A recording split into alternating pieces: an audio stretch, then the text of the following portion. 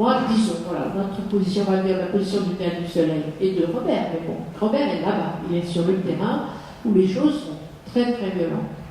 Ici, elles ne le sont pas encore. Je dis bien, elles ne le sont pas encore, et il faudra faire très attention pour qu'elles ne le deviennent pas. Parce qu'il y a quand même des mouvements qui voudraient bien pouvoir élever ces murs-là. Donc, ici, en France, il y a quand même encore la liberté d'expression artistique qui est comme une espèce de chose sacrée, et Dieu merci. Alors, notre position, elle est de garder envers et contre tout un dialogue avec les gens qui, là-bas, même si au début, certains ont fait, je pense en particulier à une dame qui est devenue une vraie amie, mais qui faisait partie des contradicteurs, je dirais. Voilà, pas de nos ennemis, de nos adversaires, mais de, si ce n'est de nos contradicteurs, je dirais de nos interrogateurs. Voilà. Hein. Je pense qu'il y a quelque chose qui évolue. Voilà. Qui évolue, parce que d'abord elle évolue dans le spectacle, elle évolue parce qu'on se parle, on n'arrête pas de se parler. Donc nous, ce qu'on veut, c'est arriver à ce que Théâtre-là, au moins, réussisse, que ce soit dans 1 an, dans 2 ans, dans 3 ans, même si on n'arrive pas à aller jouer là-bas, mais qu'une partie de ceux qui nous ont soupçonnés de vouloir, sinon, nous approprier leur culture, parce que je trouve que c'est un très mauvais terme, parce qu'en fait, on devrait parler d'appréciation de la culture et de dépréciation du culturel. Voilà. Que lorsqu'on travaille sur une culture et qu'on n'y met pas le prix, c'est-à-dire le travail, l'intérêt, l'étude, le sérieux, la consultation, etc., donc on déprécie cette culture. Et ça, c'est non seulement critiquable, mais il faut se battre contre ça.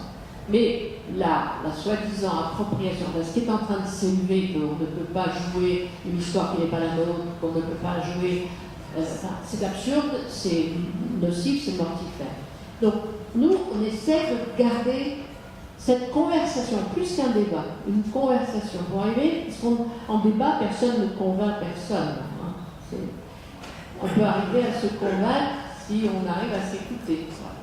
Donc moi, je pense que, et voilà, il y a des personnes comme d'autres qui, eux, on le met de là-bas, de l'autre côté de l'Atlantique, font la même chose. C'est-à-dire donc ça, c'est notre position. Alors maintenant, est-ce que ça va débloquer, comme vous dites, une situation où il y a de grands bloqueurs et où les pouvoirs publics, à mon avis, agissent hypocritement et mal? Je ne sais pas. Hein. C'est comme, je ne vais pas franciser la situation, mais moi, on pourrait parler de la laïcité chez nous, et on s'aperçoit qu'il y a dans des grands postes, il y a des gens qui ont des propos qui me paraissent extrêmement dangereux. Voilà.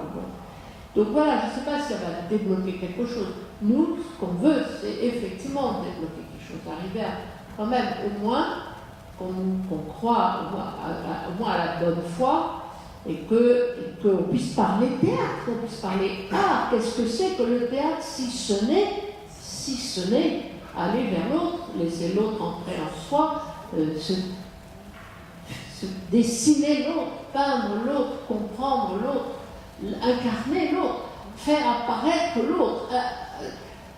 Enfin, oui. Voyez.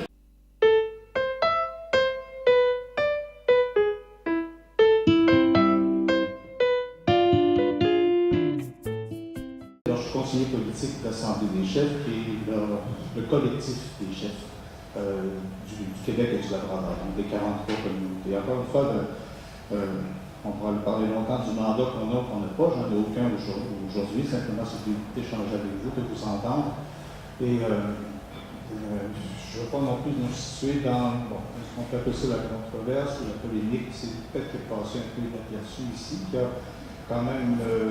Ah non, bon, c'est vrai que la revue de presse, c'est quand même cet épaisseur-là chez nous aussi. Mais, bon, je disais tout à l'heure à Mme Mouchkine que finalement, ce que je regrette un peu, c'est que c'est un débat, finalement, un véritable débat qui n'a pas vraiment eu lieu chez nous et qui a peut-être 3% des Amérindiens, en fait, on ne sait plus comment les appeler, mais des Inuits, des Abenaki, des Wendat qui sont au courant de ce qui s'est passé pour toutes sortes de raisons. Alors, je ne suis surtout pas me situer par rapport à ça, en tout respect des gens qui sont exprimés de part et d'autre. La liberté d'expression, c'est très, très important. Et c'est essentiel, c'est la base de nos sociétés, mais encore une fois, ma conjointe et moi, on voulait absolument, pour se prononcer, venir voir, quitte à subir Paris en février, mais c'est moins pire que Québec en février. Alors, c'est presque la place pour nous.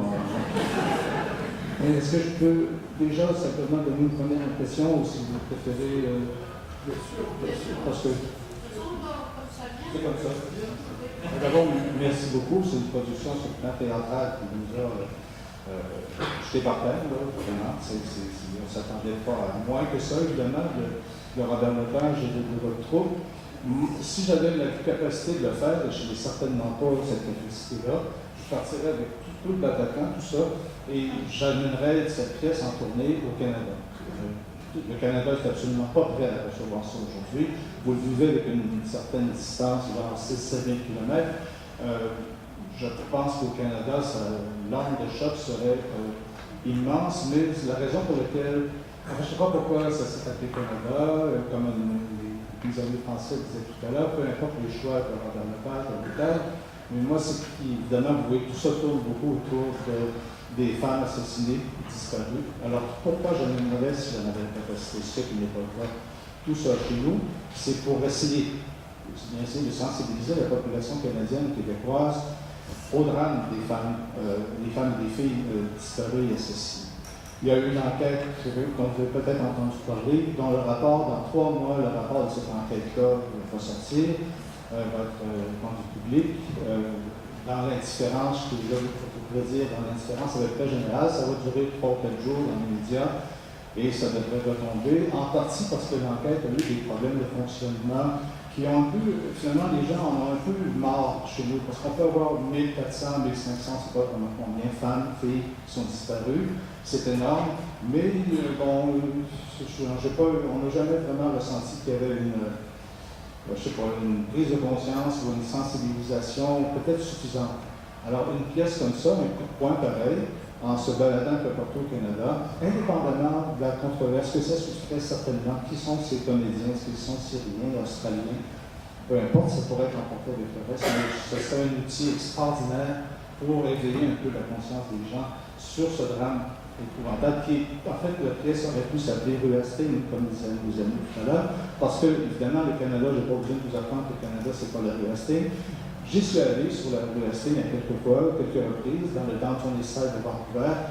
Je ne connais pas tous les recoins non plus qu'il peut y avoir où la misère humaine peut s'installer chez vous, mais j'ai jamais vécu de terre avec la Rue Hastings.